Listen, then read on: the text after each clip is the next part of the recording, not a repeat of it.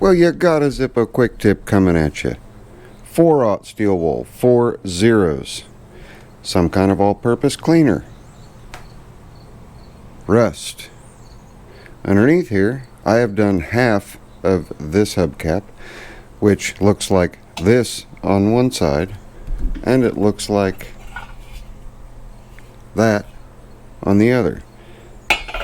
So can you bring back a rusty hubcap to look like this? You see my reflection. To look like this. Yes. Very, very light touch. Very light touch.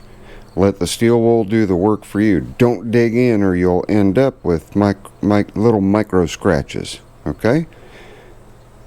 Get that good and wet with your all-purpose cleaner. Keep the surface wet and just keep rubbing. And that's what you're going to end up with. As you can see, there's the camera and my smiling face is back here behind it somewhere. Where am I at? There I am. So, can you do it? You can.